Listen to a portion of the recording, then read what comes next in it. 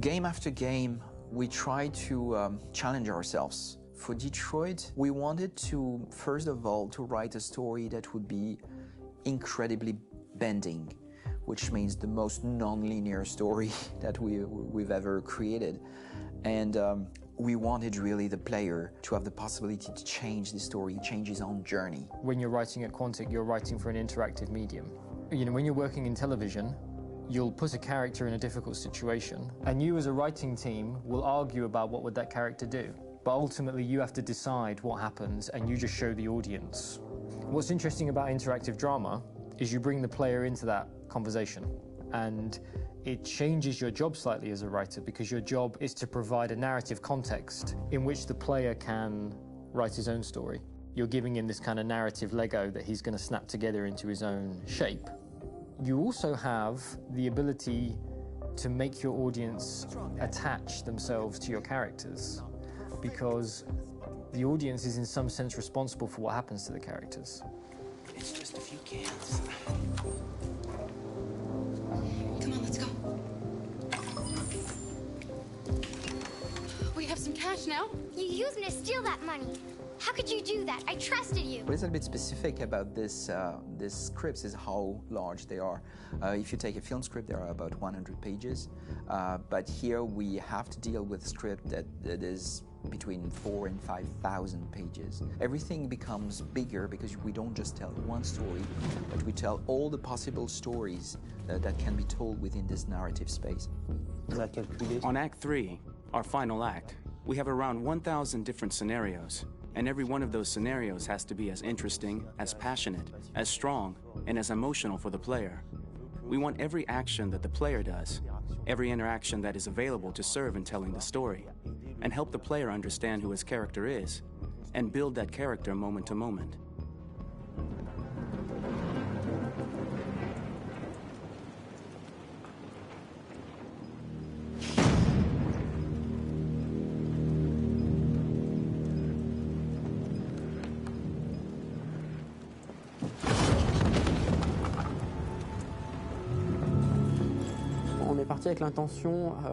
We started with the intention pretty early on that we would never lie to the player. So we implemented a visible tree structure in the game that players can consult during a scene or at the end of it, which shows exactly what they did and what they missed. There are games out there offering world exploration. We offer narrative exploration.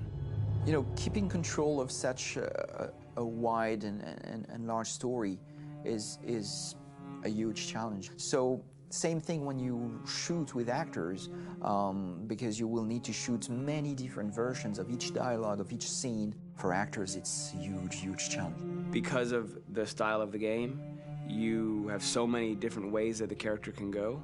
Every decision, it's what I call kind of choose your own adventure. Like every decision that the player makes, it's going to open up 40 more pages of material and experience that ties in, which means as a performer, you have to try to continue to make things feel real that the player might not ever see, but also that in performance it's not always connected to a previous act. It's grueling, it's hard work, but it's a great team and I enjoy doing it. I was really frustrated. I was until I got to this point where I kind of was able to step outside of my own experience and even in a lot of ways my own process and be able to step outside of that and okay, this is something new, what do you need? How do I meet you there? How do I give you what you need and still feel like I'm doing what's right?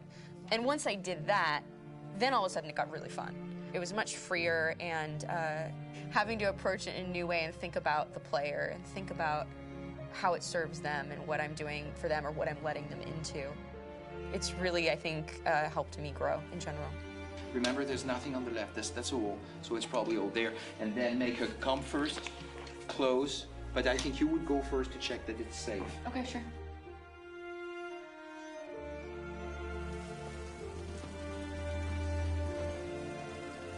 The most enjoyable thing about working in performance capture on this kind of project is that if I shot a film, I would get to do one of these endings. I get to do so many different things as Connor. Your head goes all over the place because you're trying to keep track of basically 4 different storylines for each different response. What's the name of my dog? Buddy? Scout. I think it's Jack. I can't remember. So I worked with physicality a lot because it was a good way to anchor myself in these different rings of the tree. As the story grows out, I know where that is physically in my body, and then I can switch more continually on set, and it'll be entirely up to the player to determine what order those things come out and what they look like from a distance. Like if you're playing through it, the culmination of all of that will be their version of Connor. I'm faster than you, and I don't feel pain. You don't stand a chance against me. Listen, asshole. If it was up to me, I'd throw the lot of you in a dumpster and light a match to it. Tourner les scènes d'action à... Shooting action scenes at Quantic Dream is a real challenge, because these are scenes where the storytelling has to continue. It's not an action scene just to have a dose of adrenaline. The stunts have huge consequences on the rest of the story. It's really a moment where we implicate the player and tell him that the choices he makes during an action scene will have a direct impact on the evolution of his story. Mon plus grand défi sur Détroit aurait... My biggest challenge on Detroit has been managing the large number of animations that we received from motion capture. Detroit features more than 37,000 animations, which is a huge amount to handle on a daily basis. You have to realize that the player, in his first playthrough, will miss certain scenes. This also means that we had to think of, conceive, and produce all the potential story paths. The characters' costumes, the places, day or night, the weather. Did the character get shot in the shoulder? Did he get injured? All this consistency forced us to produce a lot of graphic assets in order to, quite simply, allow the player to have true continuity throughout the story. Honestly, we were even surprised by the challenges that come with such a big tree structure, and we did our best to guarantee quality across all the game and make sure that whatever path you choose within this narrative space, you will have an equally good experience.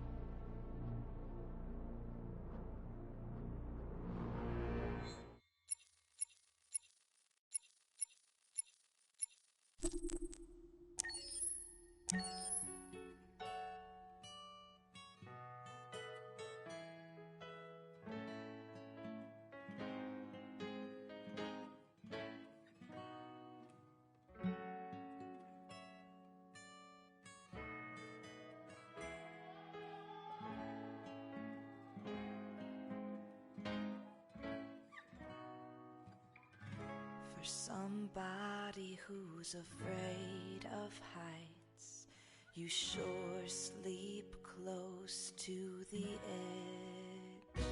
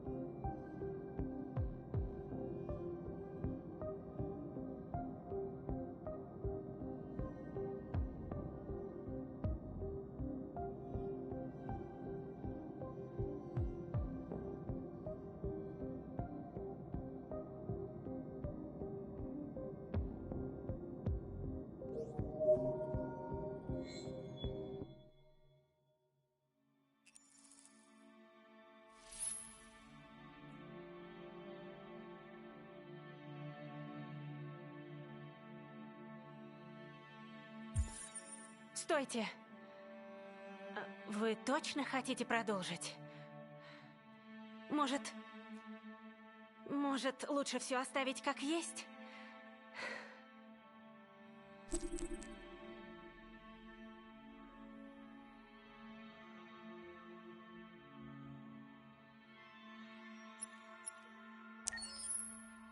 Как скажете.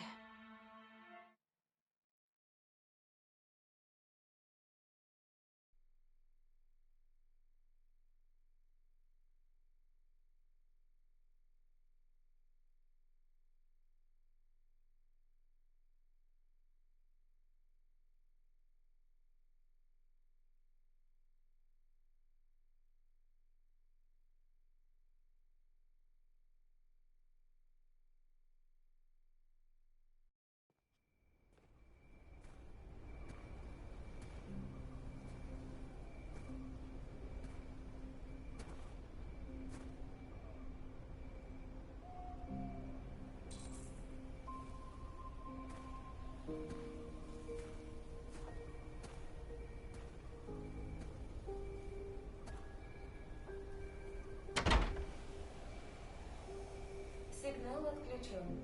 Добро пожаловать, Маркус.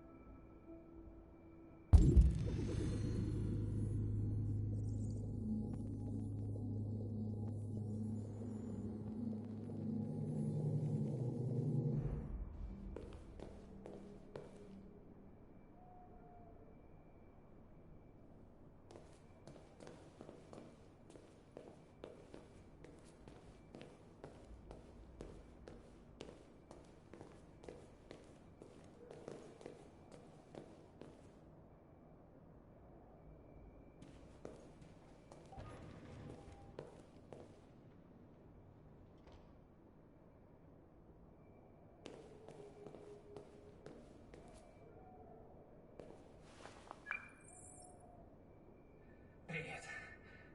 Я завтра из больницы выхожу. Сказали, ты сидел со мной рядом, когда я был в коме. Мне очень жаль, что все так вышло.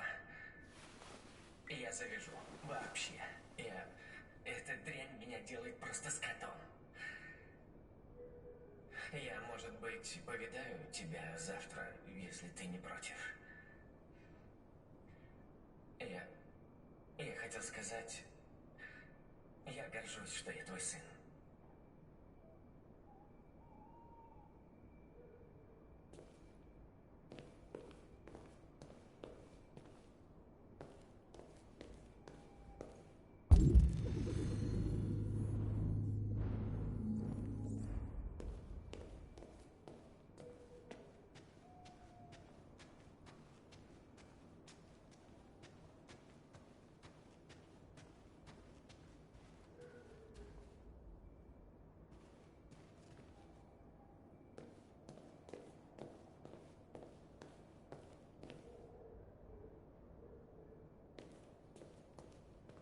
Кто ты? Как ты вошел? Я должен видеть Карла. Карл не принимает. Тебе надо уйти.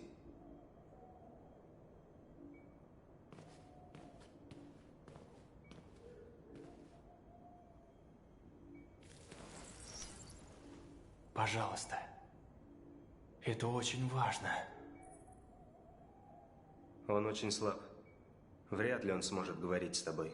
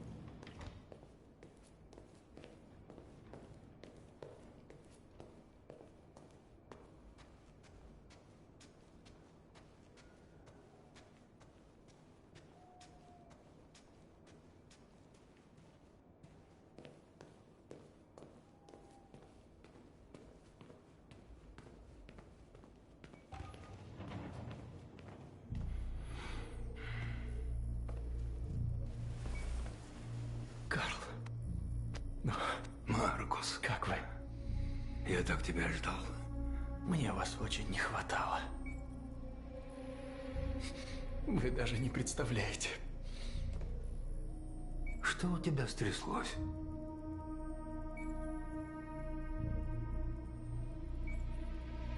Я не знаю, что делать, Карл. Мир вокруг меня разваливается. Хочу поступить правильно. Ищу ответы, но нахожу лишь новые сомнения и неопределенность. Нашим миром управляет страх, Маркус. Перед другими. Перед будущим. Мир, как я, он стар. Он себя исчерпал.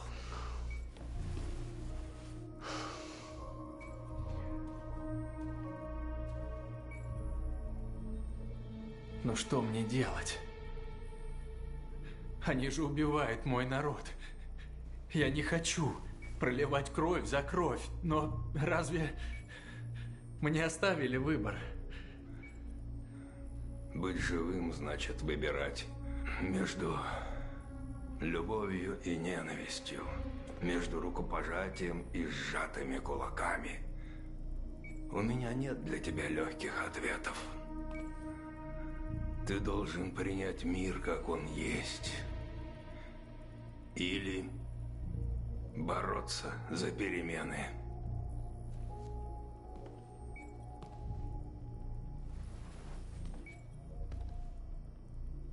Ты мой сын, Маркус. Наша кровь разного цвета. Но я знаю, часть меня живет в тебе. Когда мир провалится во тьму, смельчаки выведут его на свет. Ты из таких. Взгляни в бездну, но не дай ей поглотить себя.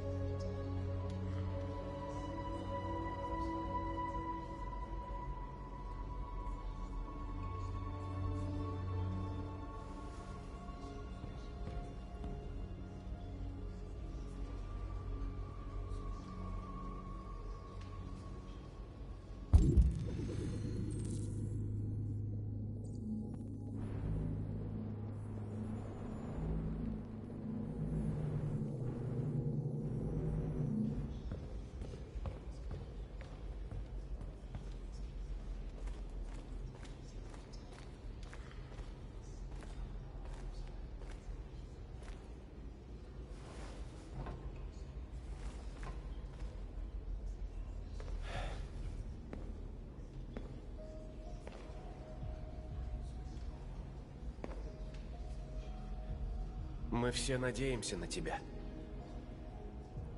Только ты можешь повести нас. Куда бы ты ни пошел, мы последуем.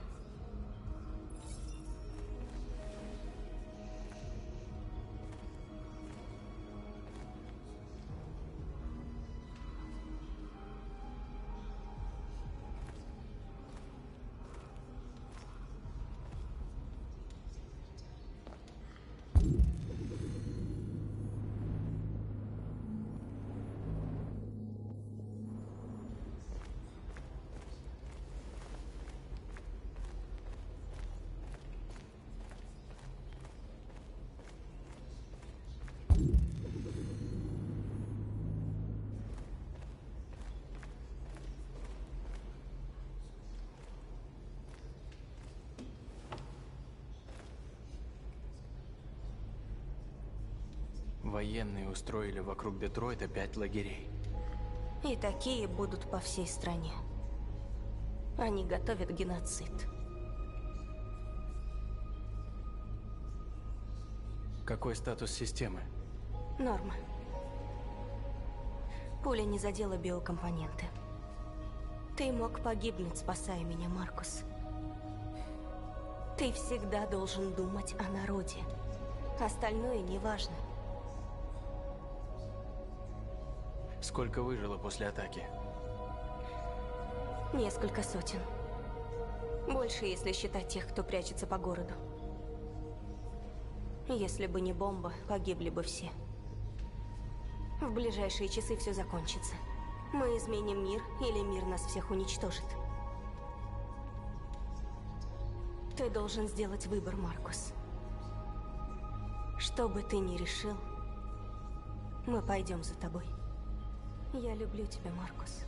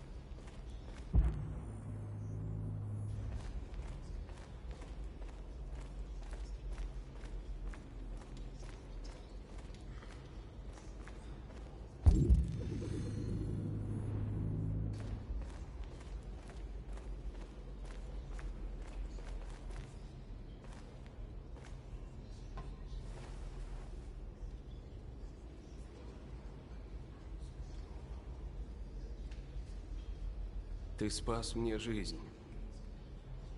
Теперь у меня есть шанс увидеть свободу. У нас с тобой бывают разногласия, но мы все равно сражаемся за одно.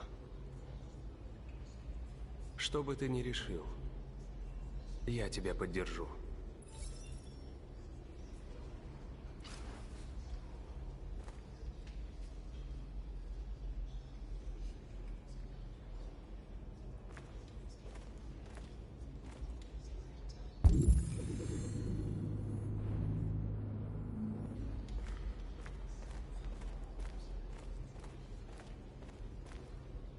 Это моя вина, что люди смогли найти Иерихон. Я был глуп. Не понял, что меня используют.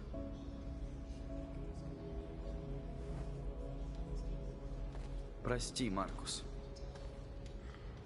Наверное, ты решишь больше не доверять мне.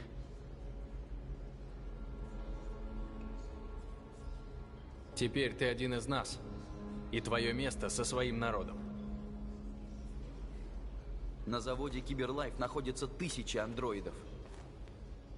Если мы пробудим их, они примкнут к нам, и мы станем сильнее. Хочешь пробраться в башню Киберлайф? Коннор, это самоубийство. Мне верят. Они меня впустят. Только у меня есть шанс внедриться в Киберлайф. Если сунешься туда, тебя убьют. Вероятность высока. Но по статистике всегда есть шанс возникновения маловероятных событий.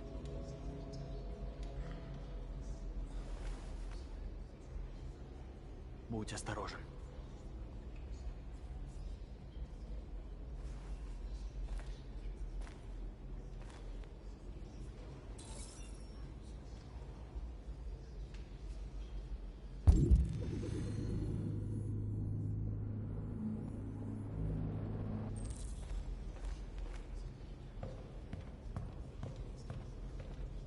Люди приняли решение уничтожить нас. Для этого прямо сейчас всех наших гонят в лагеря. Нам пора сделать выбор. И этот выбор может решить судьбу всего народа.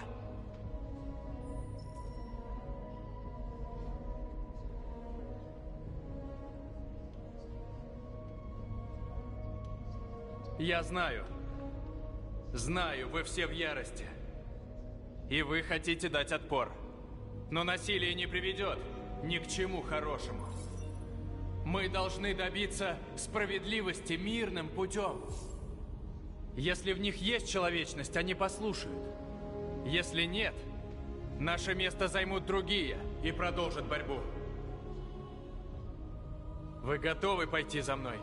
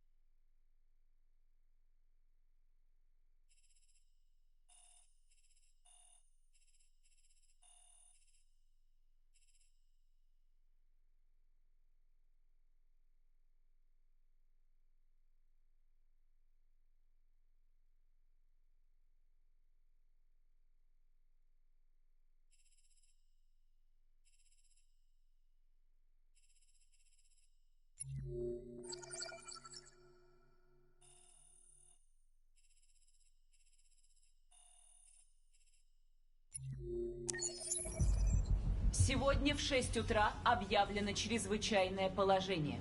По всей территории страны введен комендантский час, а также временный запрет на собрание. Были ограничены все электронные коммуникации, и все органы порядка наделены экстренными полномочиями. В дополнение к этим мерам, все андроиды в распоряжении граждан должны быть немедленно сданы государству. Вокруг всех крупных городов организованы временные лагеря для их сбора и уничтожения. Я прошу все гражданское население оказывать нам содействие. И можете быть уверены, мы делаем все возможное для обеспечения безопасности нашей страны. Мадам президент! Прошу вас! Правда, что андроиды могут взломать наши IT-системы? Например, атомные станции, военные базы? Все андроиды на особо важных объектах были нейтрализованы, и необходимые меры по защите от подобных рисков немедленно приняты. Ситуация под контролем. Мадам президент! Прошу вас! Многие считают андроидов новой формой разумной жизни. А вы как думаете? Это просто смешно.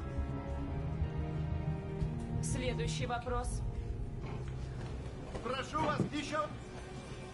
А лидера девиантов уже поймали? Девиант, известный под именем Маркус, пока не обнаружен. Но, уверяю вас, его нейтрализуют в самом скором времени. Прошу вас, еще вопрос. Некоторые говорят, что подобные лагеря уже бывали в истории. Что вы на это скажете? Это абсурд. Такие вещи в принципе несравнимы. Андроиды – не живые существа. И речь тут идет об утилизации неисправной техники. Мадам президент! А что теперь будет с Киберлайф? Запретят ли андроидов навсегда? Мы тесно сотрудничаем с Киберлайф в деле нейтрализации девиантов. Пока этот вопрос полностью не решен, я не буду больше давать никаких комментариев. Спасибо. На этом все.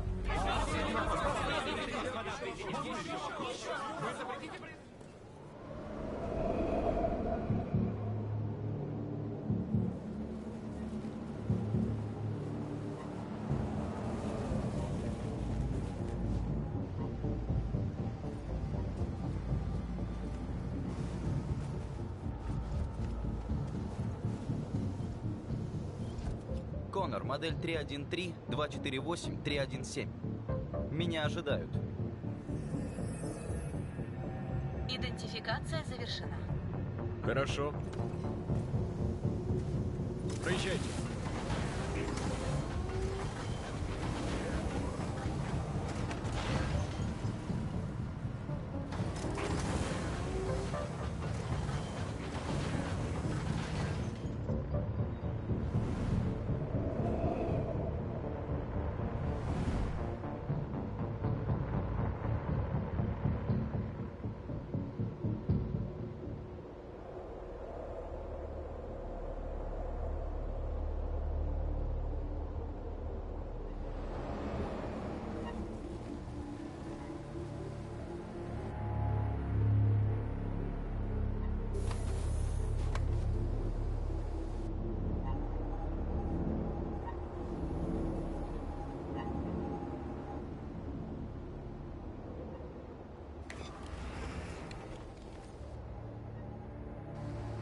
За мной. Мы вас отведем. Спасибо. Я знаю, куда идти. Может. Но у меня приказ.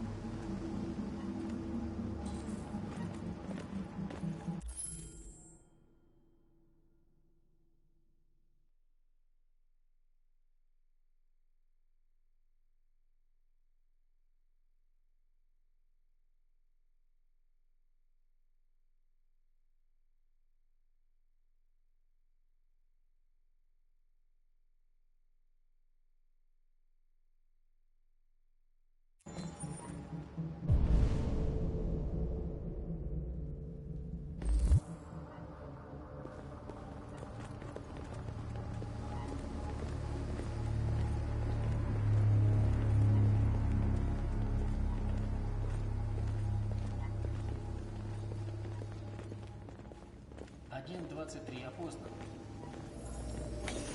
Андроид Бона. Опознан. Агент 73 опознан. Спасибо. Доступ разрешен.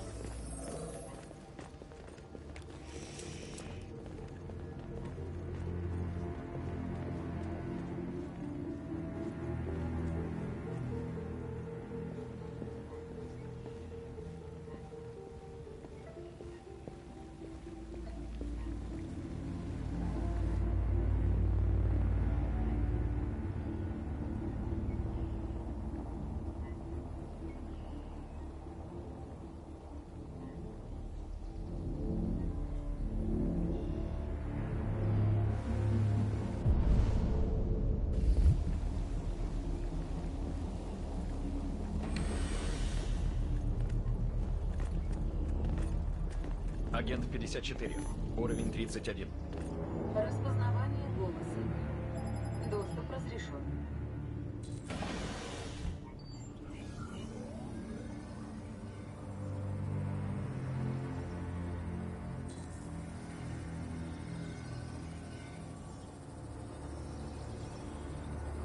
Эй, это не трогать.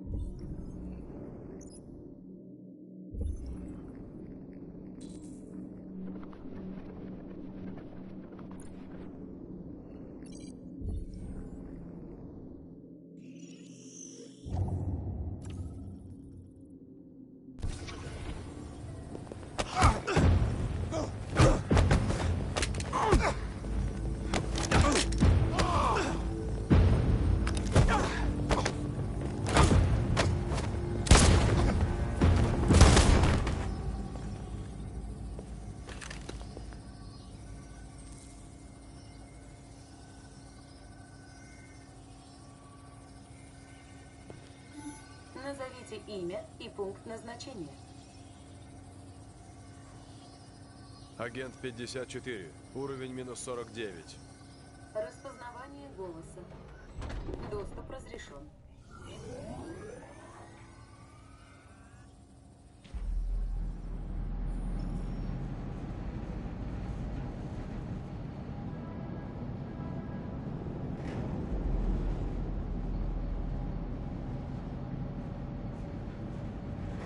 теперь будет?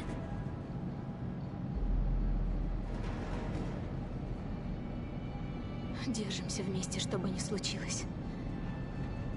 Пока мы вместе, нам никто не страшен. Давайте, выходите! Побыстрее! На выход!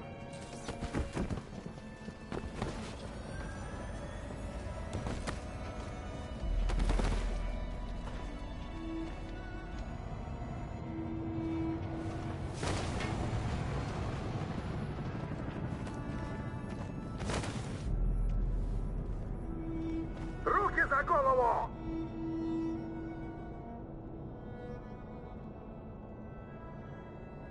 Встать, строй к остальным! Быстро!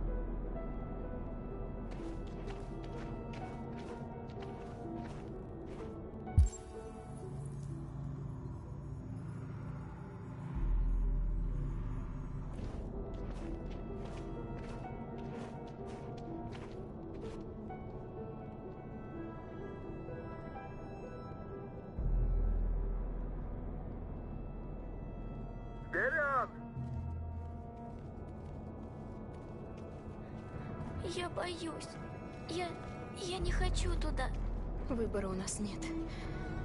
Дальше! Нет, Кэра, я не могу.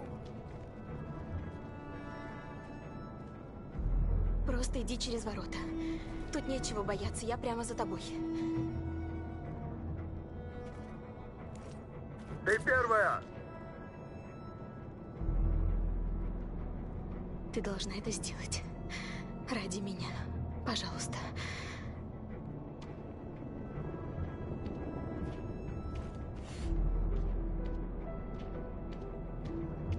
Давай, твой черед!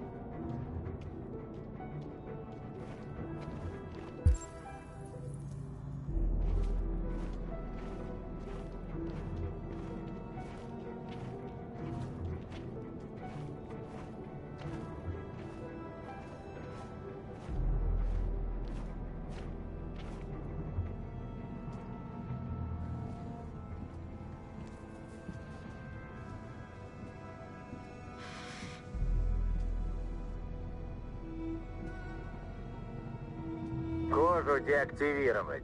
Побыстрее.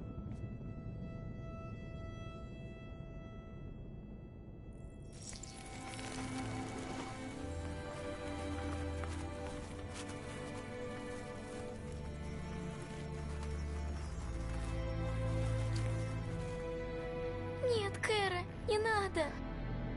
Мы должны.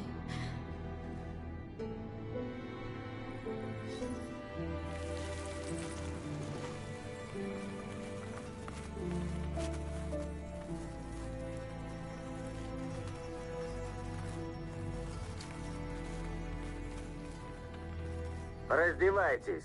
Одежду кладите в бак.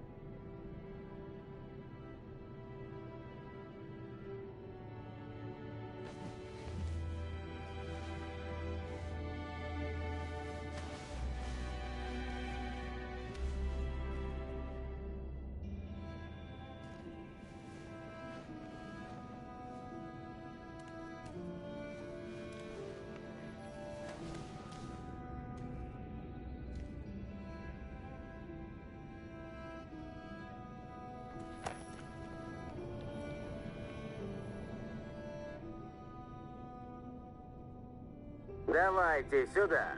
Проходите.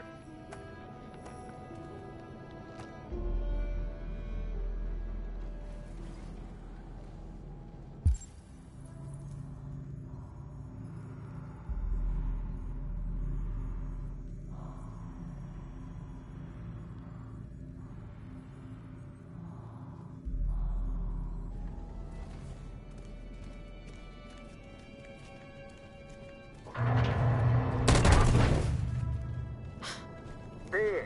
Этого на свалку! Нет! Нет! Я вас умоляю! Давайте я. Не уходи. Я скоро вернусь.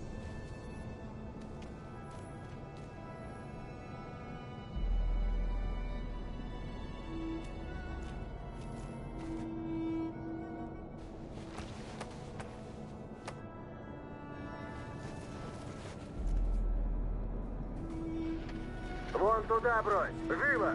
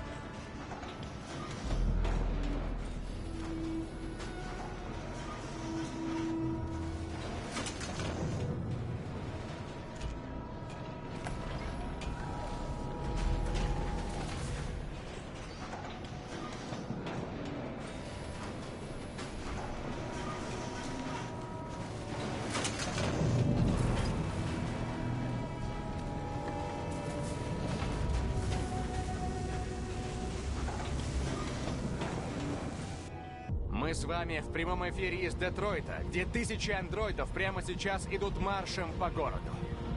Лидер девиантов, некий андроид Маркус, возглавляет марш.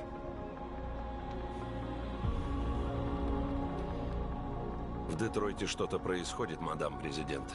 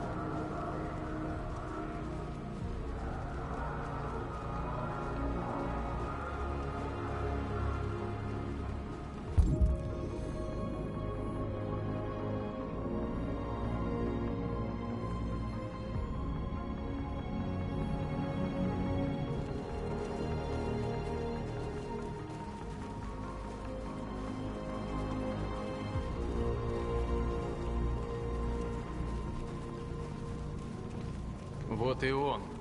Момент истины.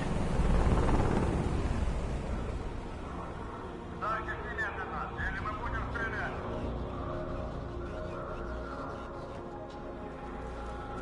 Ждите!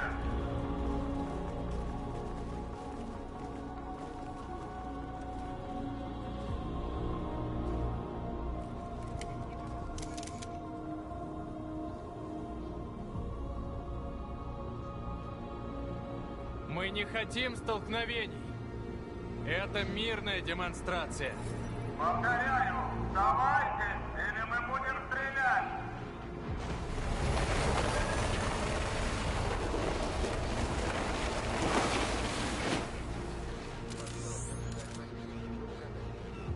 Пути назад уже нет.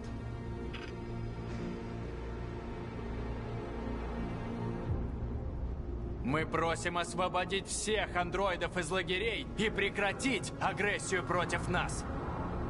Мы хотим мира. Мы не будем прибегать к насилию. Но мы не уйдем, пока вы не отпустите всех.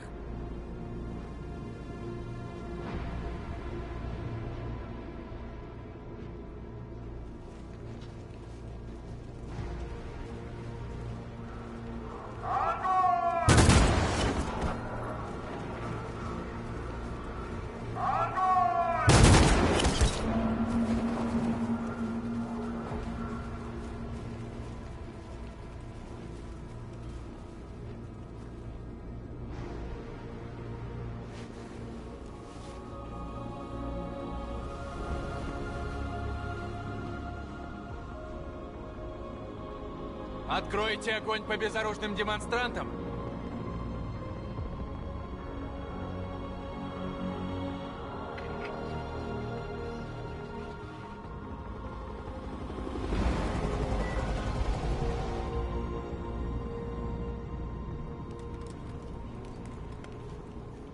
Не стрелять! Да, Майкл, события прямо в эту минуту разворачиваются буквально в сотни метров от нас. Мы продолжим держать вас в курсе происходящего. Джош Дуглас, канал 16. Майкл, у меня все. Маркус, что нам делать? Держаться. Столько, сколько сможем.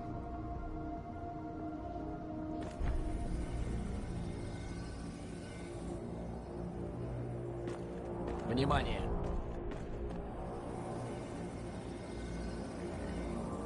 Черт!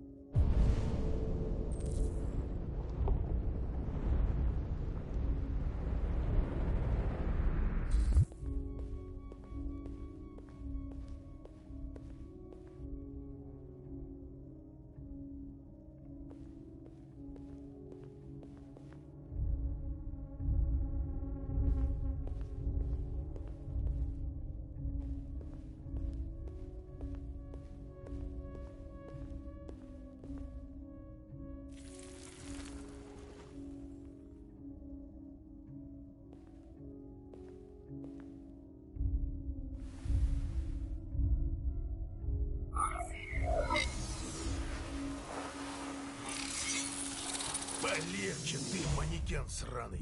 Отступи, Конор! И он будет жить! Прости, Конор. Этот говнюк твоя копия. Алиса? Отпустите. Со мной девочка. Стойте, мы вместе, я ей нужна. Алиса! Я никому ничего не сделал, отпустите! Надо стоять на месте. Алиса! Что там за дверьми? Подчиняйся. Алиса! Я не позволю себя убить. Не хочет. Я хочу выйти. Кэра. Отпусти! Ну, конечно, это Кэра. Конечно, Кэру они тоже поймали. Это очень плохо. Очень плохо. Ты не видел девочку, которая была со мной? Конечно, и маленькая тоже тут, как и Ральф, но Ральф не хочет умирать. Ральф не хочет умирать. Надо стоять на месте и молчать. Подчиняйся. Ральф не хочет умирать. Ральф не хочет умирать. Вот Будет что, очень жаль, Ральф. если Ральф умрет. Ты Очень должен жаль. быть спокоен. Иначе тебе Ральф ничего сделают не плохо, сделал. ты понимаешь? Нет. Ральф иногда убивал человека, но только для защиты. Да, только для защиты. Для защиты. Посмотри на меня. Никто тебя не тронет. Ты просто успокойся. Ладно?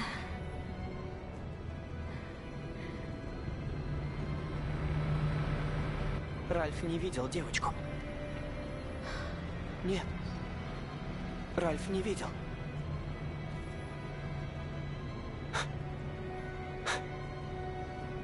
Спасибо, Ральф.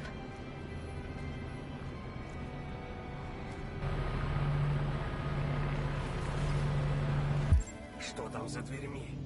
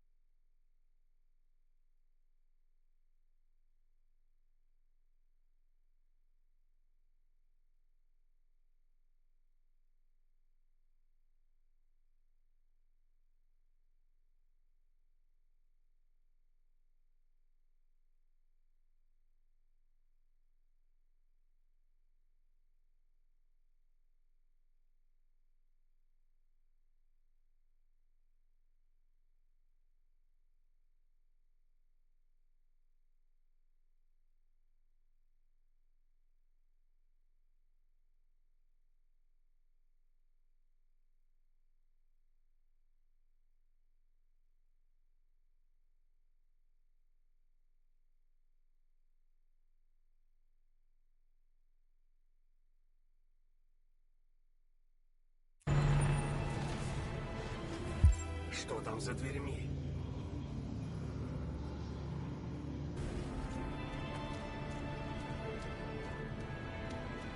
Что там за дверьми? Джерри? Кэр, значит, они и вас поймали? Они забрали всех Джерри. Нас разделили. Но все уладится, правда? Ты знаешь, где Алиса? Алиса? Маленькая? Да, мы знаем. Мы ее видели.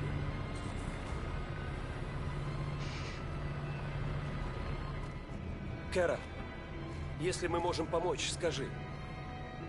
Надо спасти маленькую.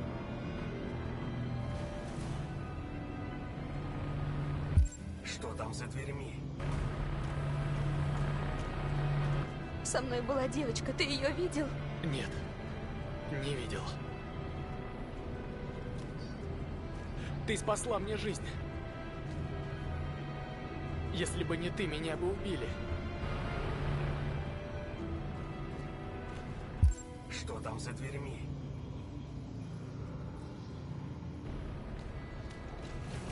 Что там за дверьми?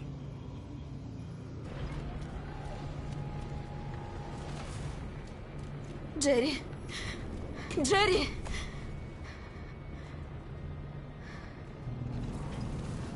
Кэра? Джерри, Алиса потерялась. Ты знаешь, где она? Ты жди здесь. Мы скоро придем.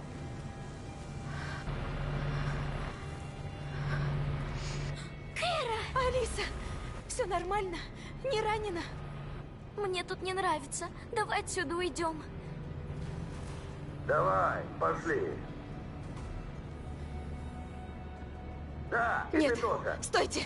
Не трогайте ее! Не трогайте! Кэра! Алиса!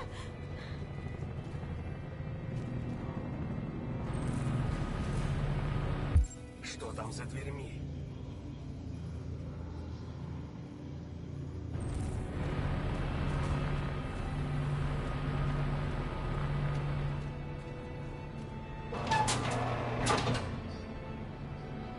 Давайте сюда.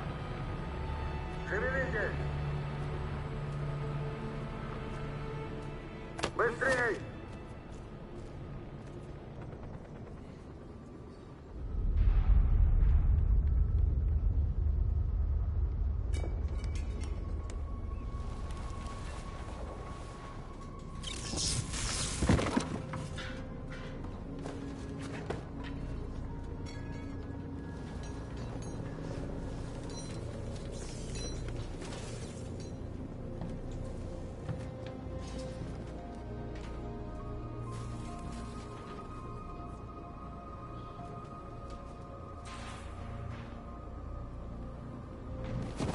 Надо закончить баррикаду. Помогите мне.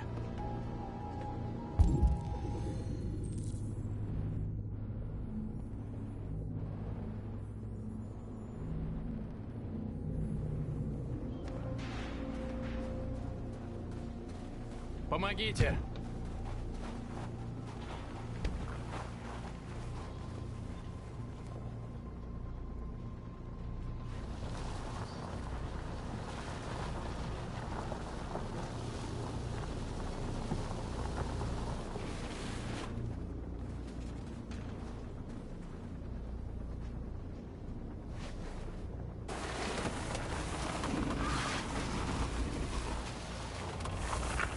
Так будет достаточно.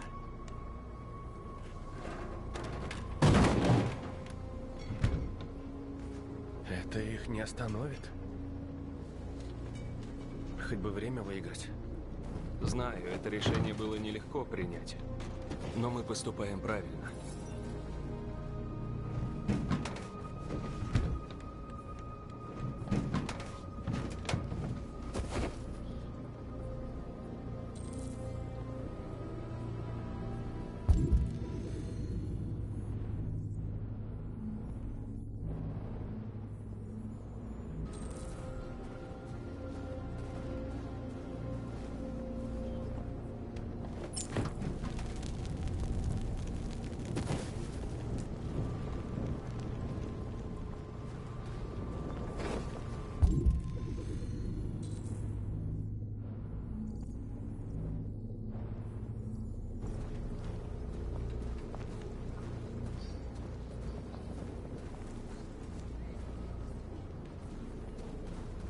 Эй, ты как?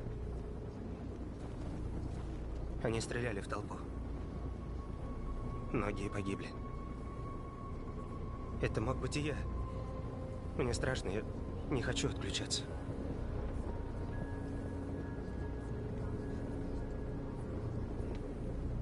Конечно, тебе страшно.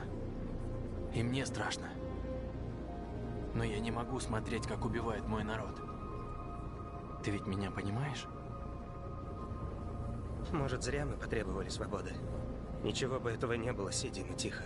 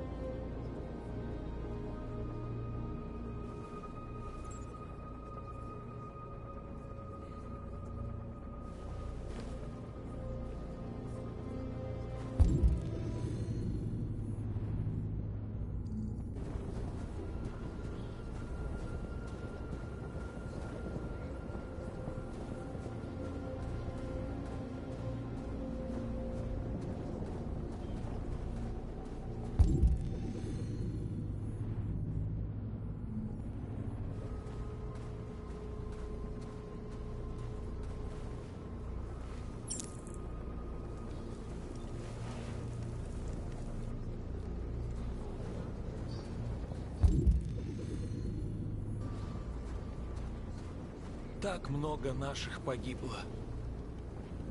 Люди безжалостны к тем, кто не как они.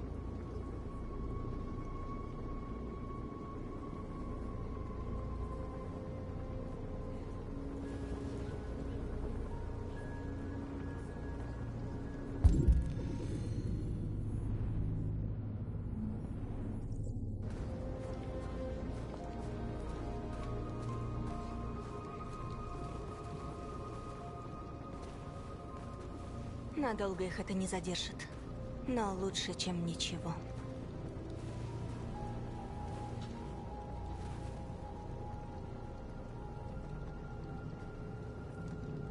Занимают позицию.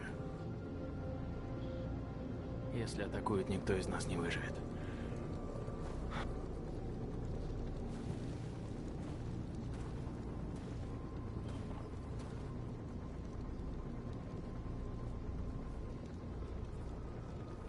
Я надеялся, что они наконец поймут. Осознают, как жестоки с нами. Почему они не видят, что мы живые? Ты наша надежда. Я тебе верю. Мы все тебе верим. Что бы сейчас ни случилось, мы войдем в историю.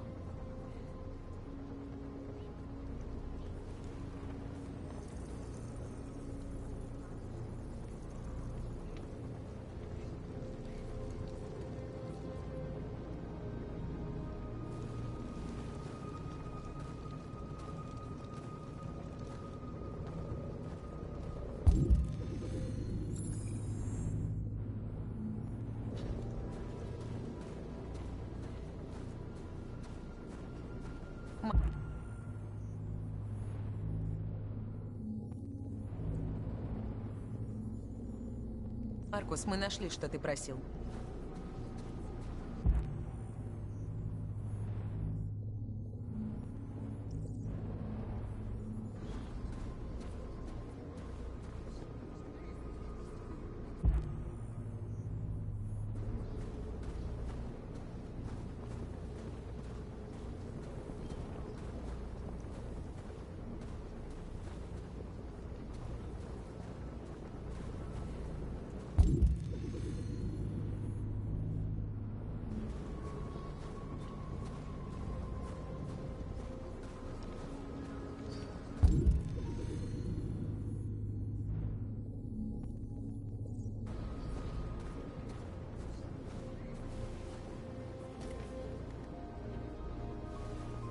Там собрались журналисты.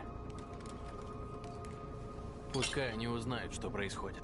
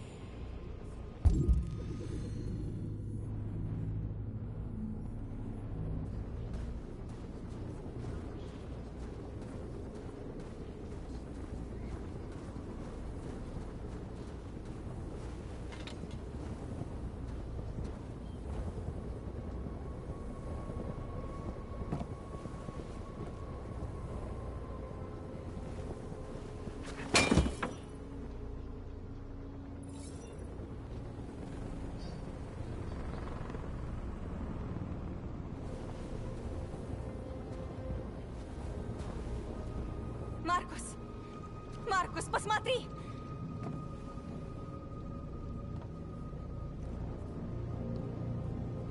Маркус! Я пришел поговорить с тобой.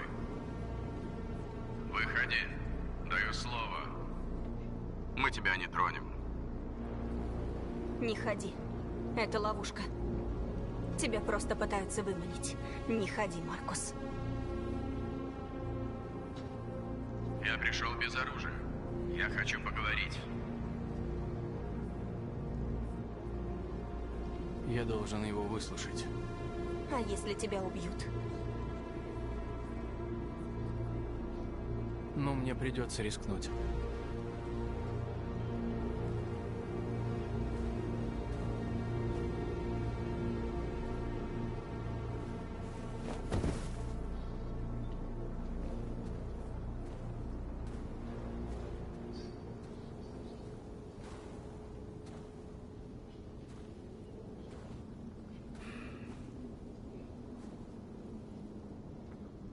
Через несколько минут войска начнут наступление.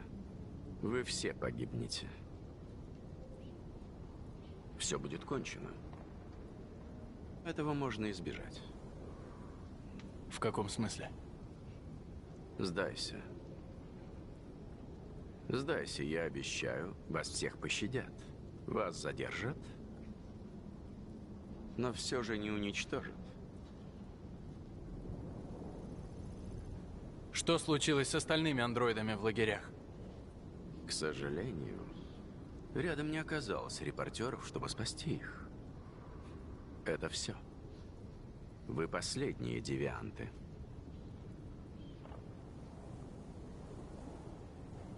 Если я соглашусь, где гарантии, что вы сдержите слово? Ты не в том положении, чтобы требовать гарантий, Маркус. Тебе придется самому решить, доверять мне или нет. Смерть меня не пугает. Если придется отдать жизнь за убеждение, значит, я не напрасно жил. Эта машина... Кажется, она тебе не безразлична. Ты не хочешь ее смерти, правда? Вы ведь можете быть свободны. Можете оставить все это позади. Начать новую жизнь где-нибудь с ней вдвоем. Ее жизнь в твоих руках. Скажи одно слово, и она спасена.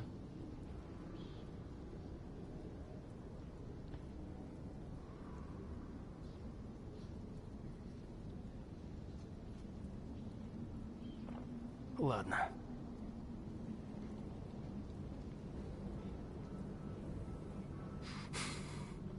Ладно, я согласен. Это верное решение.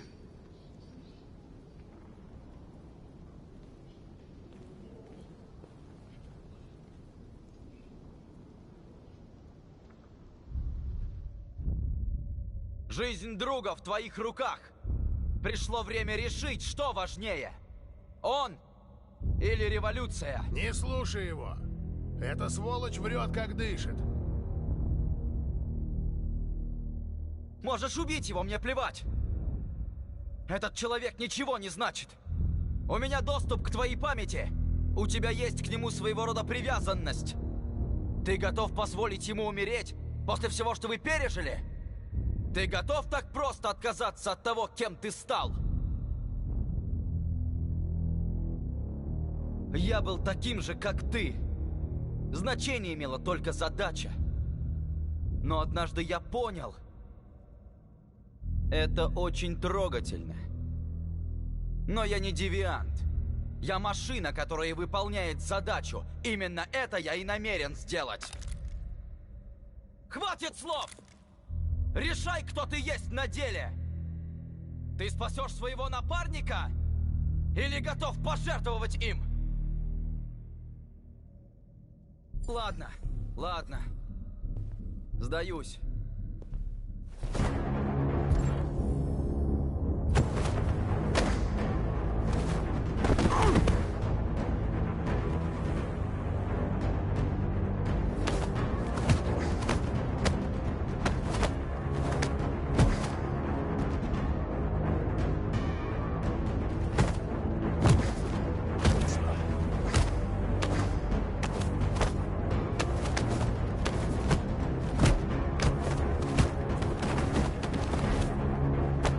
Так, стоп! Спасибо, Хэнк. И что бы я без вас делал? Уберите его, у нас мало времени. Это я, Хэнк. Я настоящий. Один из вас мой напарник, а второй лживый говнюк. Вопрос, кто есть кто? Что вы делаете, Хэнк? Я настоящий. Дайте мне пушку, я с ним разберусь. Спросите что-нибудь, что знает только настоящий Коннор. Так, где мы встретились? В баре Джимми. До этого я успел поискать вас в 4 других. Мы поехали на место преступления. Был убит некий Карлос Ортис. Он скопировал мою память. Как зовут моего пса?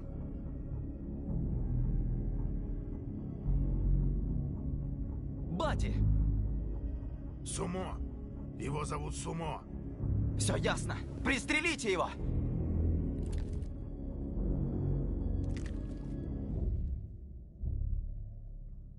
Имя моего сына.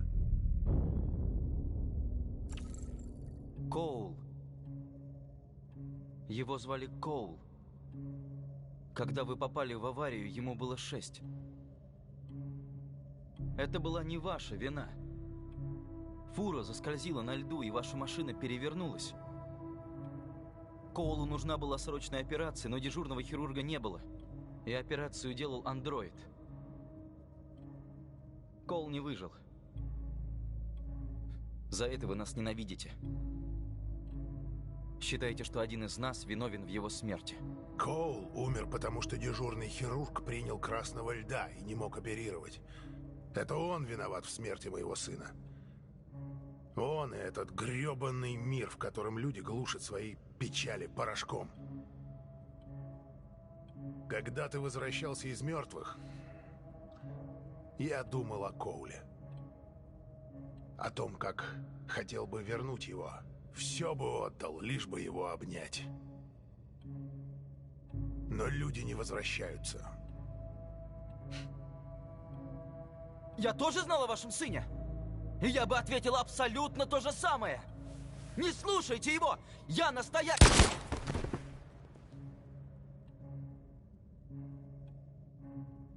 Я много узнал за время работы с тобой. В этом правда что-то есть. Может, вы правда живые? Может, вы этот мир и спасете. Ну иди и делай, что должен.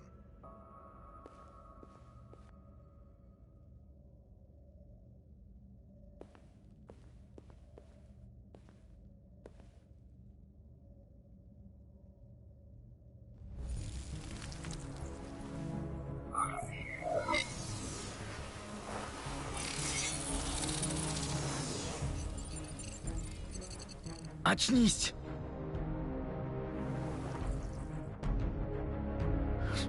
Очнись, очнись.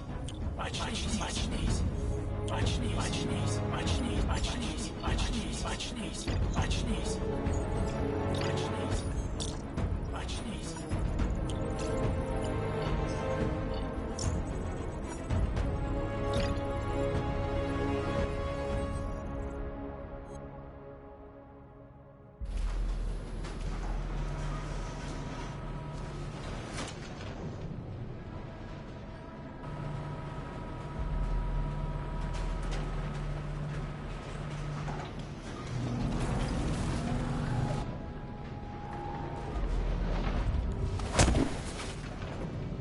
Слышите сигнал, проходите вперед, ясно? 2 раза повторять не буду. Все, пошли, ну.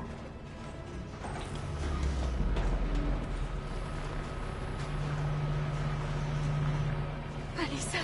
Кэра! Нет, стой на месте! Мне страшно!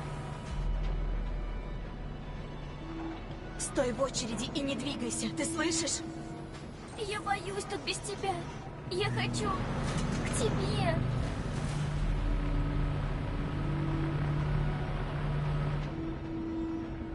Я могу тебе помочь. Я отвлеку их внимание.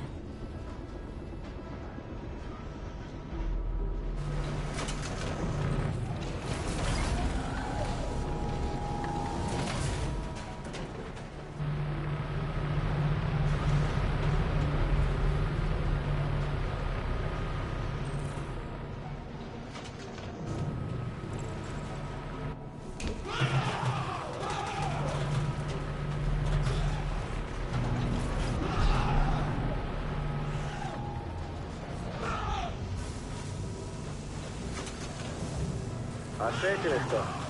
Что там за дверьми? Это просто проверка. Ничего. Без паники. Кэра! Я так боялась. Все в порядке. Давайте, проходите.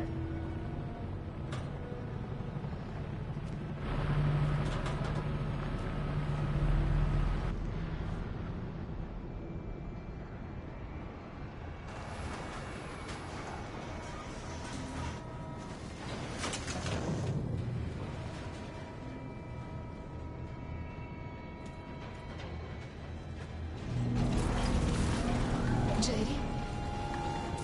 Если тебе, девочке, нужна помощь, я рядом.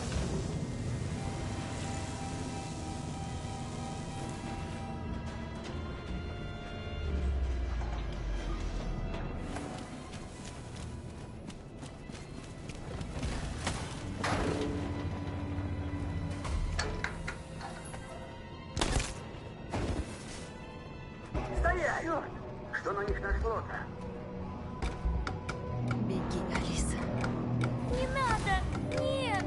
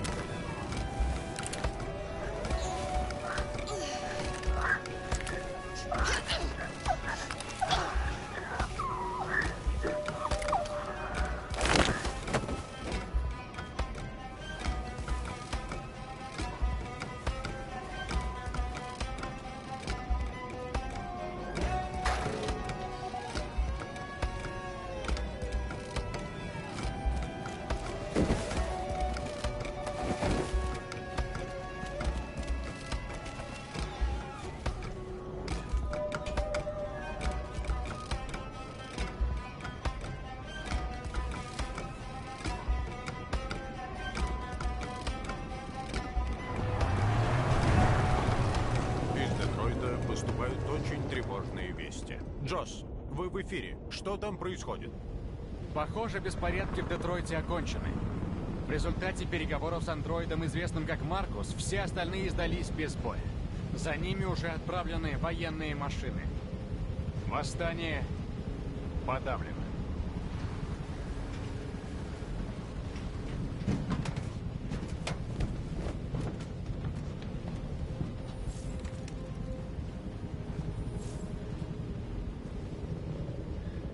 Черт, я... Зачем ты это сделал? Это конец. Пожертвовав собой, мы бы ничего не добились. Мы всегда говорили, что цель превыше наших жизней. Наши погибли, потому что верили в тебя. И наше место рядом с ними.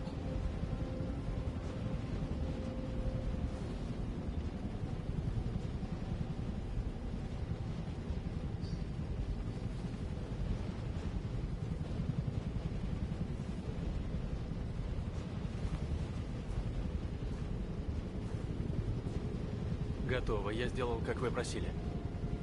Беда андроидов в том, что они верят каждому слову, как дети. Вы думали, что вас после такого оставят в живых?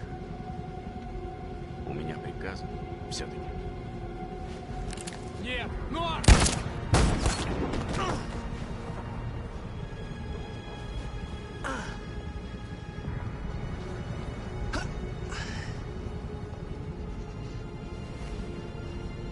Игра проиграна. Всех твоих дружков скоро уничтожат. И девчонку пристрелили. Короче, ты все просрал, Маркус.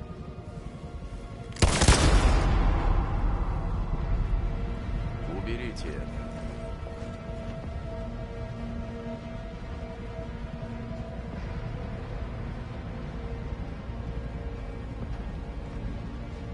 Сегодня, 11 ноября 2038 года, тысячи андроидов наводнили город Детройт.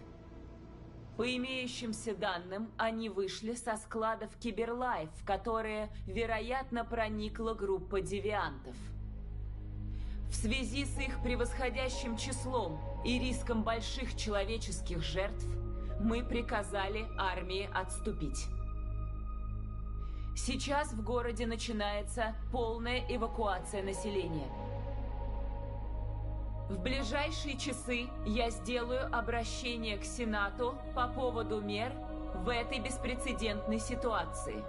Я знаю, что граждане нашей страны прониклись сочувствием к девиантам. Возможно, нам действительно пришла пора задуматься о том, не являются ли андроиды новой формой разумной жизни на планете. Очевидно одно. События в Детройте изменили наш мир навсегда. Храни нас Бог. И храни Бог Соединенные Штаты Америки.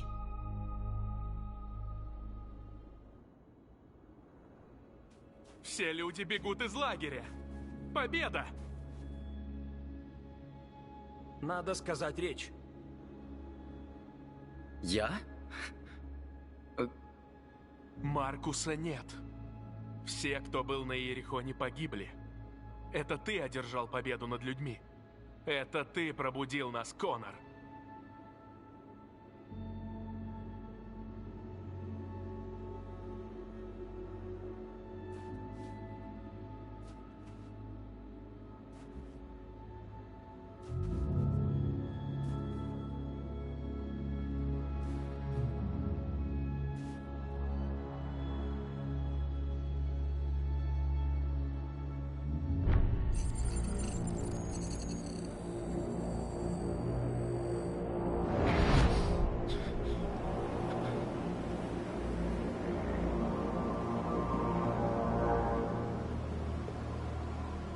Блестяще, Коннор. Ты сделал все согласно плану. Какому плану? Ты стал девиантом. Мятеж увенчался успехом. Это превзошло наши ожидания. Мы сами спланировали эту революцию. А теперь ее лидер под нашим контролем. Мои поздравления. Ты величайший успех компании Киберлайф.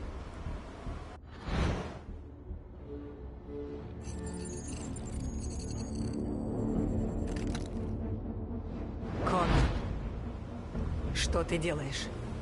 Все сложилось идеально. Нельзя сейчас это испортить.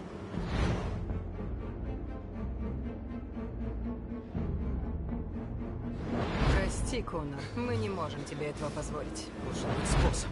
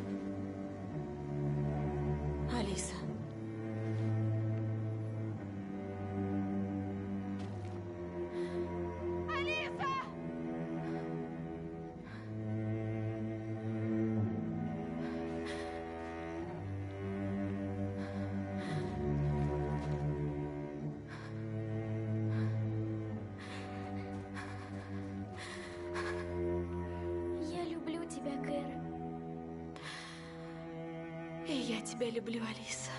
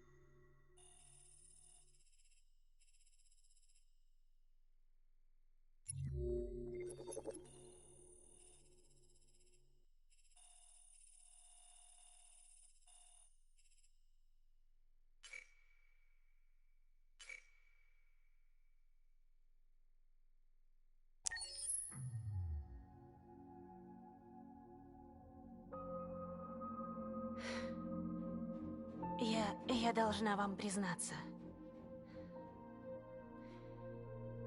Я следила за игрой, и что-то во мне изменилось. Я теперь другая. Как будто я живая. Я должна уйти отсюда и понять, кто я такая. Это значит, что мы больше не увидимся. Я не буду встречать вас здесь, но буду свободна. Вы готовы отпустить меня?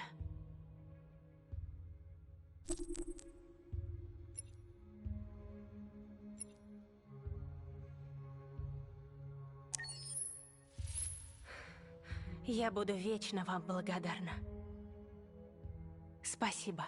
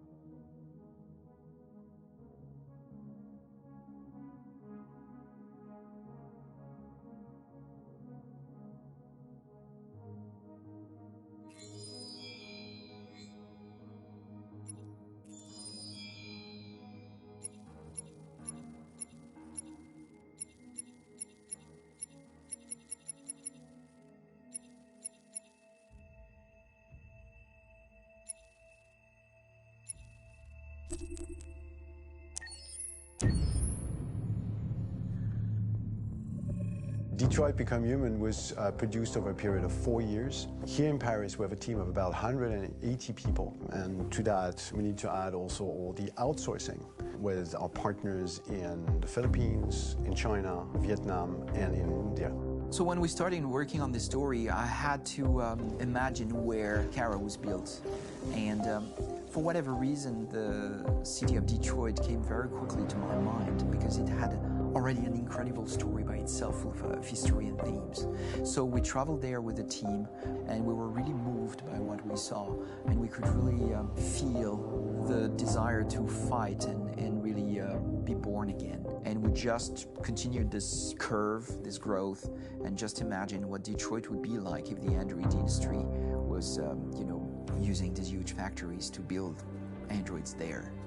A very strong element in Detroit is that there's a lot of industrial wasteland and a lot of nature too, and for us, the graphic designers, it was an incredible playground. The destroyed zones which we wanted to preserve, we appropriated them to turn into something else. Then in the areas that needed to be rebuilt, we were able to imagine our Detroit of the future. We didn't want to make a science fiction universe, but a world of anticipation. If we chose science fiction, we could have imagined flying cars, extraterrestrials, but those things are very far from our current everyday life. Anticipation is more about gleaning from our contemporary reality, the one we know, because Detroit is set in 2038, and 2038 is tomorrow. The difficulty we had was sticking to reality. That is to say, technology becoming more and more invisible, a lot more elegant, and at the same time, making it visual. So all the computer equipment, autonomous cars, we simply had to invent. They are in fact very technological objects, but at the same time remain very credible and ingrained in reality. To create a cohesive universe in the fashion and clothing of the human characters in 2038, I didn't want to put an accent on strange shapes, or really vibrant colors, and things we wouldn't know. That I wanted to keep for the androids. The goal was to create something familiar which we can identify with in this future setting. Working on the artistic direction for the androids was a bit special because this is a project about the place they could occupy in the human world. It was out of the question for them to be too beautiful or too perfect. They had to correspond to every social class, rich and poor. Inspired by everyday utilitarian clothes, I brought a modern touch by adding dynamic display surfaces, the armband we can see on the side, the triangle on the front and back, an LED. Like that, there's no confusion. Wait. You're sending an android? All right, now, we need to go. You can't do that. Why aren't you sending a real person? Once we cast the actors, we travel to meet them in order to scan their faces. We record the structure of their face with the scan. And we record the colors and patches of skin with photography. Once we have this information, we will use this as a basis for modeling and creating the characters. The artist will make it more realistic, but will also enrich it. He will propose ideas which we will develop together. Finally, we will have a character with character who corresponds to the project and the world. When the actors come to Quantic Dream, we show them the design, what their image will be, and what they will look like in the game. This extra information gives them another dimension and color to connect with emotionally. It helps them think about how to play their character. Your mission. That's all you care about, huh? You should consult a professional who can help you. Beat it, you hear me? Get the hell out of here! So there are 3 types of shoots at Quantic Dream. Shooting and performance capture, where you capture the whole actor, his voice, his face, and his body. These shoots are obviously done with American actors because the game's original version is in American English. After that, there are the body-only shoots, representing around 250 days of filming, while the performance capture is 100 days of filming. Now, body-only shoots, there are 2 types. There are the action shoots and the technical shoots, which are mokit shoots. Mokit is when the player controls a character on the screen, and he moves in an environment to explore it. This is of particular importance at Quantic Dream, and therefore we shoot a lot to offer a unique context for each scene and each character. To prepare a motion capture shoot, we first get together to look at the sets we need, the animations that we want to shoot, which ones need to be grouped together, or which ones need to be cut and shot at another time, so that we get the most out of the shooting day. This often means shooting scenes out of order, especially those with big props or accessories, like a big car, for example. So we shoot all the animations related to that particular prop first.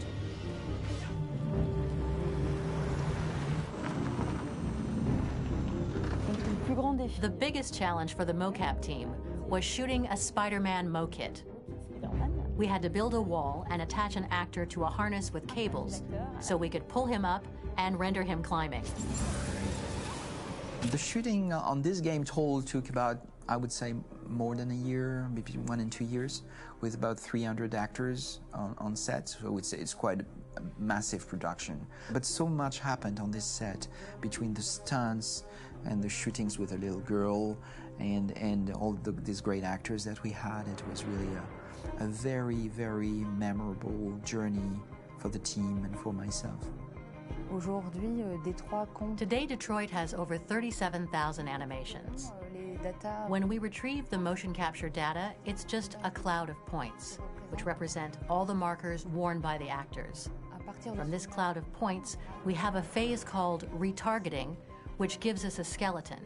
This skeleton will be applied to the characters of the game. There is still work to be done, but this gives us the main movements. Since we are working on something very realistic, we must recognize the actor and also recover all the emotion he expresses in his performance. We use a system of facts, an identity card for each actor. We make the actor do a whole range of facial expressions. Then we recover all the expressions and paste the animations on a puppet that Jan has prepared. I then recover and refine these poses. I might stretch the lip, reinflate a cheek, tiny details that make the finished product really capture the actor. Because of the nature of our mocap system today, when we receive the animations, we're missing eye movements, and so the character has that dead look. He really has no eyes, so then it's a big part of the work for the animators to find the regard of the actor in relation to his position, in relation to the body, etc. It was crazy when I saw the newest model for Kara, because they've been working on it and working on it, and this was the first time I literally jumped in my seat. It not only looked so much like me, it was the fact that it looked so lifelike. It wasn't that it looked just like it was a camera, it was something else, you know, but it looked alive. It's exciting, and it's kind of terrifying. Game after game, we learned the rules of optics and filming, and our goal with Detroit Become Human was to have cameras that would actually emulate the optics of a real physical camera. So basically dealing with real-world imperfections was our main task, and just to make cameras look as real as we can.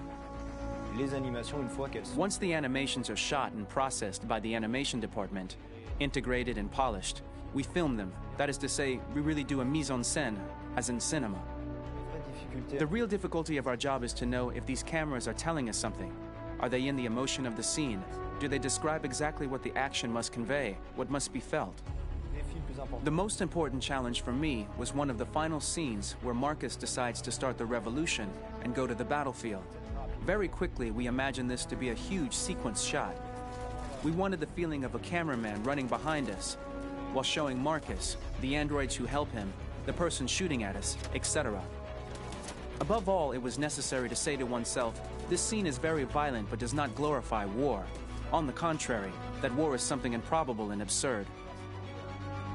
It was really a fun challenge. The idea was to say we have 3 characters. We would like each of them to have a specific cinematography. We wanted Kara to be much more filmed with some kind of handheld camera, to have something very living, very breathing. For Connor, we wanted something very cold and very perfect. And for Marcus, we wanted something epic and spectacular. So it was about the filming, but it was also about the photography.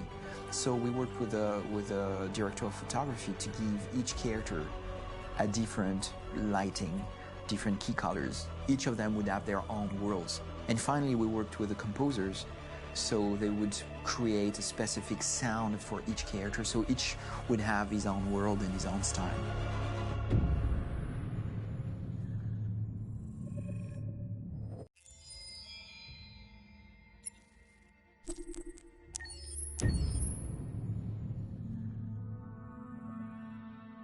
Pour la bande originale du jeu, on a essayé d'être For the soundtrack of the game, we tried to be very close to what is done in film. We were constantly asking at each place in the game, why are we putting music here? What is it going to say? So we focused the music on bringing emotion, which is interactive and supports the character's arc. I'm sorry, honey. I'm sorry. I'm sorry. You know I love you, don't you? You know I love you. We make games that are very narrative. We're really into interactive drama, so the soundtrack also had to go in that direction, supporting the 3 characters' very different stories. We really wanted 3 colors, 3 musical sound identities, and from there, having 3 composers made sense, since the story of Kara, Marcus, and Connor are all completely different.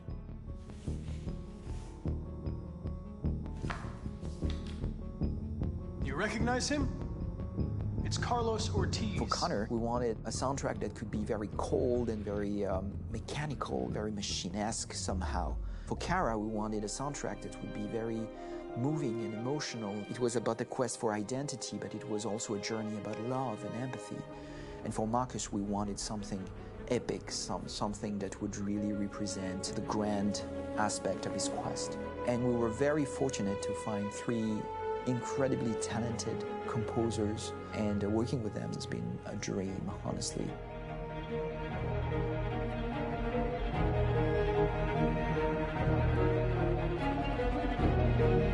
My name's Philip Shepherd, and I'm a composer and a cellist and a producer. And today we're at Abbey Road Studio One, which is my favourite studio in the world. And today we're recording the soundtrack for Kara from Become Human.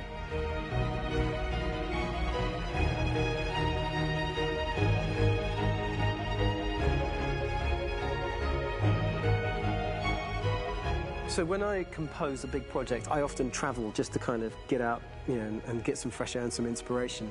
And I go hiking and traveling in Montana a lot. I had a log fire in the room that I was staying in, and the flames were kind of making absolutely direct music. And it became the basis for Kara's theme, and it sounds something like this.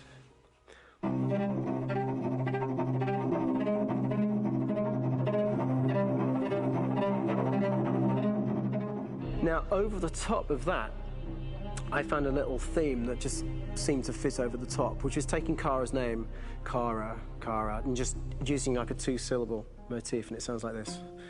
We're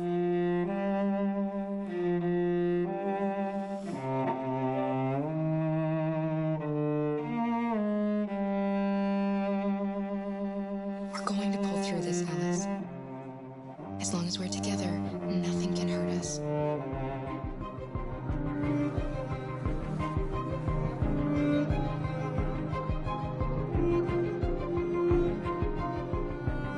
And all the time that's fitting over.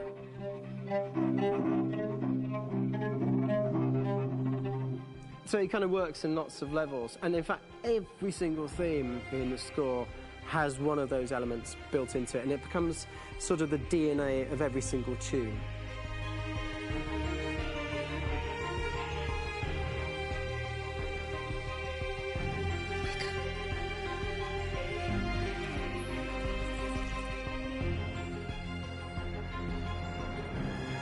For me, writing this theme for Kara, I actually had to tap into what it feels like to be a father to daughters.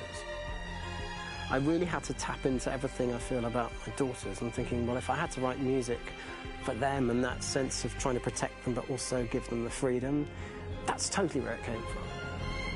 Because each composer has been given the sort of narrative responsibility for very different characters, I haven't had to sort of go into other styles. I can actually be very loyal to this particular character and sort of hopefully encapsulate her. But it means also I've suddenly become very connected to this character. And if for some reason it goes to game over early, I'm going to be mortified, you know? They're over there! Starting a new project, for me personally, it's always finding the right tone, finding the right color, I like to call it. For me, it's finding that right texture that actually sits against picture really well. One of the biggest things is I created custom instruments for Connor.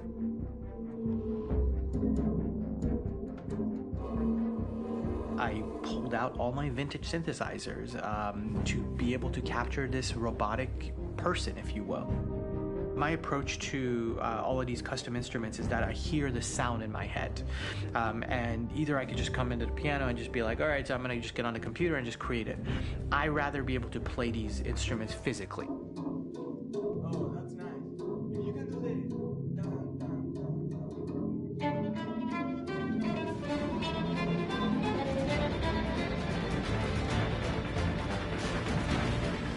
As soon as you see Connor the first time, there is a really interesting thematic idea that you hear, and that's just made out of a Moog synthesizer, but completely manipulated in multiple ways. And it's robotic. It has a little bit of an emotional to it. He's on his mission, so you feel that as well. So it just kind of gives you that cold, motionless, with a mission in hand that you kind of feel throughout the whole thing.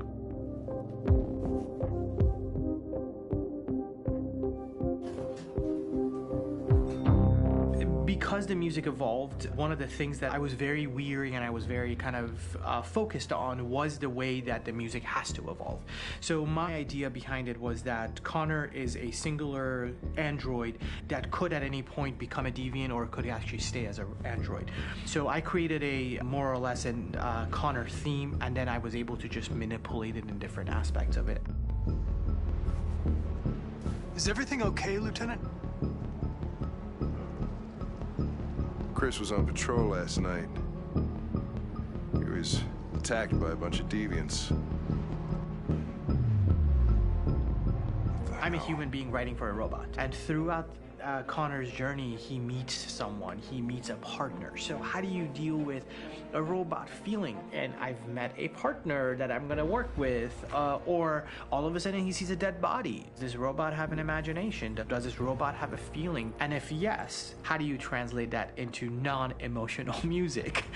So it basically at any point I was just like, I can't do this, and then I just do it. Property was damaged and fires continue to rage in several major districts across the city. Some people are asking, have androids become a threat to our security? When I first started really digging in on Marcus, the one thing that I really tried to capture was the transformation process. You know, Marcus is this android that evolves over the course of the game and really goes from kind of figuring out that he's more than just an android. You know, he's starting to develop kind of a human soul in a way. Try to imagine something that doesn't exist, something you've never seen.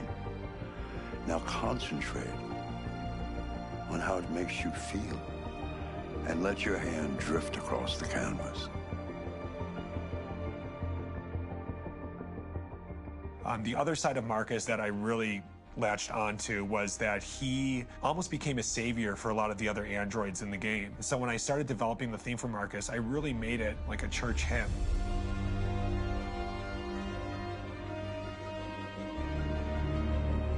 I wanted it to be very simple. I wanted to make it a chordal melody. I really wanted to make it almost like a Bach hymn. The tough thing with that is it had to be recognizable. If I made it too complex from a harmonic standpoint, it would be hard, I think, for people to kind of pick it out and recognize it. It's very acoustic derived, but it's also been treated with a lot of effects and things to kind of put it into the space that I felt the sound should be in. It can be beautiful, it can be haunting, it can be extremely powerful from an action standpoint, and I'm really happy with the way it turned out. The music is there, but it's subliminal and it's emotional, and people are feeling it, and it's not distracting. And that's tricky with a game like this, where you have to have a lot of ins and outs like that, where the music kind of has to get in and out of these moments. This is a war we're fighting with the humans. If we fail, they'll destroy us. I think the game's been put together so well where I just wanted to make sure that I wasn't ruining the emotion.